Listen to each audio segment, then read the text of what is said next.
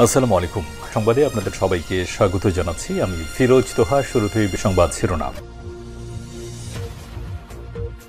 বাংলাদেশের সর্বশেষ গুরুত্বপূর্ণ আপডেট সংবাদে আপনাকে স্বাগত। শুরুতে সংবাদ শিরোনাম, পরে বিস্তারিত। শুরুতে জানাবো, 13 মার্চ ঢাকায় আসছেন জাতিসংঘের মহাসচিব। অন্তর্বর্তীকালীন সরকার এর প্রধান উপদেষ্টা অধ্যাপক ড মোহাম্মদ ইউনূসের আমন্ত্রণে 4 দিনের সফরে আগামী 13 মার্চ বাংলাদেশে আসছেন জাতিসংঘের মহাসচিব অ্যান্তোনিও গুতেরেস। আজ স্থানীয় সময় এক সংবাদ বিজ্ঞপ্তিতে সব তথ্য জানিয়েছে জাতিসংঘ বাংলাদেশের স্থায়ী মিশন। এরপর জানাবো, এনসিপির আত্মপ্রকাশ, বাস রিকুইজিশন নিয়ে প্রেস সচিবের ব্যাখ্যা।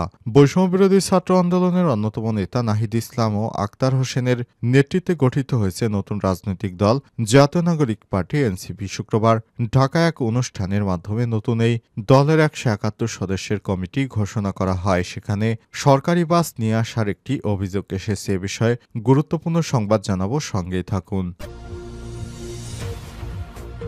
এদিকে কন্টেন্ট ক্রিয়েটর কাফির গ্রেপ্তার নিয়ে যা জানা গেল। কিছুদিন আগে আগুনে পুড়ে গেল কন্টেন্ট ক্রিয়েটর নুরুজ্জামান কাফির বাড়ি। এরপর তার নামে বিভিন্ন সামাজিক যোগাযোগ মাধ্যমে একটি ভিডিও ছড়িয়ে পড়েছে। কাফিকে সেনাবাহিনী গ্রেপ্তার করেছে, তবে ফ্যাক্ট চেক রিমার স্ক্যানার জানিয়েছে কাফিকে গ্রেপ্তার করা হয়নি। এটি সম্পূর্ণ মিথ্যা দাবি। এবারে জানাবো, 2 উপদেষ্টাকে নুরুল হকের আহ্বান। বর্তমান অন্তর্বর্তীকালীন সরকারের নিরপেক্ষতা নিশ্চিতে 2 উপদেষ্টা সহ আসিফ মাহমুদ ও মাহফুজ আলম সরকারের প্রতিনিধিত্বকারী জাতীয় নাগরিক পার্টি এনসিপি সংশ্লিষ্ট ছাত্র প্রতিনিধিদের পদত্যাগের আহ্বান জানিয়েছে গণ অধিকার পরিষদের সভাপতি নুরুল হক নূর। এদিকে দহগ্রাম সীমান্তে আবারও কাঁটাতারে বেড়া দিল বিএসএফ। লালমনিরহাটের পাটগ্রাম দহগ্রাম সীমান্তে শূন্যরেখায় আবারও কাঁটাতারে বেড়া দিয়েছে ভারতীয় সীমান্তিরক্ষী বাহিনী বিএসএফ। তবে এর প্রতিবাদ জানিয়েছে বিজিবি এবং স্থানীয়রা। এবং সর্বশেষ জানাবো, আবারও উত্তপ্ত ভারতের মণিপুর কি হলো। ভারতের 7 সিস্টার্সের রাজ্য মণিপুর ফের উত্তপ্ত হয়ে উঠেছে। আজ মেইতেইদের পবিত্র স্থান কংবা মারুতে গিয়েছিলেন একদল ভক্ত। এ সময় তাদের উপর গুলি চালায় কুকি জাতিগোষ্ঠীর সদস্যরা। এই ঘটনায় উত্তেজনা ছড়িয়ে পড়ে এবং মানুষ রাস্তায় বেরিয়ে এসে প্রতিবাদ জানায়। বেশ কিছুক্ষণ তারা সড়ক অবরোধ করে রাখে। নিরাপত্তা বাহিনীর সুরক্ষায়, অর্থাৎ সেনাবাহিনীদের সুরক্ষায় মেইতেইদের পবিত্র স্থানে গিয়েছিলেন একদল ভক্ত। সেখানেই নিকটবর্তী পাহাড় থেকে গুলি চালানো হয়। প্রিয় দর্শক, এতক্ষণ শুনছিলেন সংবাদ শিরোনাম, এবারে বিস্তারিত। তবে তার আগে বন্ধুরা, অনুরোধ থাকবে সংবাদটিতে একটি লাইক দিন। এই চ্যানেলে আপনি নতুন হয়ে থাকলে আমাদের সংবাদটি দেখতে দেখতে চ্যানেলটি সাবস্ক্রাইব করে রাখুন। কমেন্ট করে বন্ধুরা আপনার মূল্যবান মতামত জানিয়ে দিন আপনি বিশ্বের কোন দেশ থেকে বা বাংলাদেশের কোন স্থান থেকে আমাদের সংবাদটি দেখছেন এবং শুনছেন। এবারে বিস্তারিত। আগামী 13 মার্চ ঢাকায় আসছেন জাতিসংঘের মহাসচিব। জাতিসংঘের মহাসচিব দপ্তর আগামী 13 থেকে 16 মার্চ মহাসচিব অ্যান্তোনিও গুতেরেসের আনুষ্ঠানিক ঢাকা সফরের বিষয়টি নিশ্চিত করা হয়েছে। বাংলাদেশের অন্তর্বর্তীকালীন সরকারের প্রধান উপদেষ্টা অধ্যাপক ড মোহাম্মদ ইউনূসের আমন্ত্রণের পরিপ্রেক্ষিতে জাতিসংঘ মহাসচিব এই সফরে আসছেন।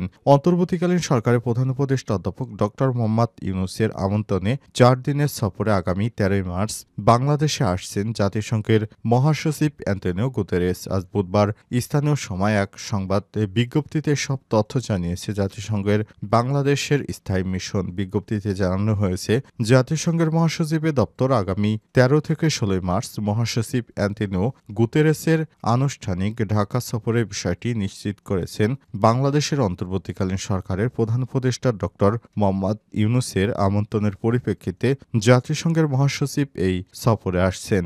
বিজ্ঞপ্তিতে আরও বলা হয়, প্রধান উপদেষ্টা রোহিঙ্গা অগ্রাধিকার ইস্যু বিষয়ক বিশেষ দূত ড খলিলুর রহমান শুক্রবার নিউ ইয়র্কে জাতিসংঘের মহাসচিবের সঙ্গে সাক্ষাৎ করে ড ইউনূসের পাঠানো আমন্ত্রণপত্র হস্তান্তর করে অ্যান্তোনিও গুতেরেসের দপ্তরে। সেখান থেকেই অ্যান্তোনিও গুতেরেস ড মোহাম্মদ ইউনূসের চিঠি পাওয়ার পর তিনি আমন্ত্রণপত্রটি গ্রহণ করেছেন এবং বাংলাদেশে আসার বিষয়ে তিনি রাজি হয়েছেন। শীঘ্রই তিনি বাংলাদেশ সফরের বিষয়টিকে গুরুত্বের সঙ্গে দেখছেন এবং বাংলাদেশ সফরের বিষয়ে অচিরেই তিনি জানাবেন বলে জানা গেছে। এরপরই তিনি আগামী ১৩ই মার্চ ঢাকা সফরের বিষয়টি নিশ্চিত করেছেন। এনসিপির আত্মপ্রকাশ, বাস রিকুইজিশন নিয়ে প্রেস সচিবের ব্যাখ্যা। বৈষম্যবিরোধী ছাত্র আন্দোলনের অন্যতম নেতা নাহিদ ইসলাম আক্তার হোসেনের নেতৃত্বে গঠিত হয়েছে নতুন রাজনৈতিক দল জাতীয় নাগরিক পার্টি এনসিপি। শুক্রবার ঢাকায় এক অনুষ্ঠানের মাধ্যমে নতুন এই দলের ১৭১ সদস্যের কমিটি ঘোষণা করা হয়। মানিক মিয়া অ্যাভিনিউয়ে অনুষ্ঠিত দলটির আত্মপ্রকাশ অনুষ্ঠানে সারা দেশ থেকে নেতাকর্মীরা যোগ দেন। বিভিন্ন জেলা থেকে বাসযোগে ঢাকায় আসেন দলটির নেতাকর্মীরা। তার মধ্যে পিরোজপুর জেলা থেকে আসা নেতাকর্মীরা সরকারিভাবে বাস রিকুইজিশনের মাধ্যমে ঢাকায় আসেন বলে সামাজিক যোগাযোগ মাধ্যমে অনেকেই অভিযোগ তুলেছেন।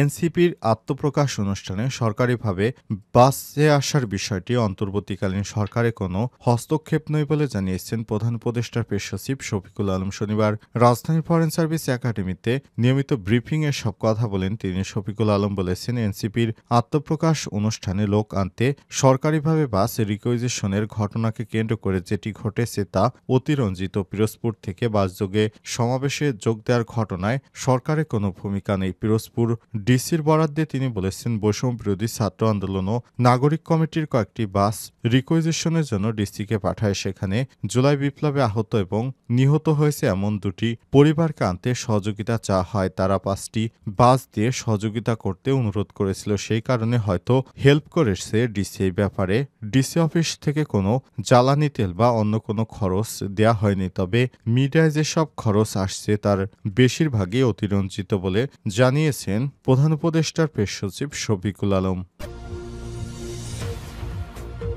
কন্টেন্ট ক্রিয়েটর কাফির গ্রেপ্তার নিয়ে যা জানা গেল।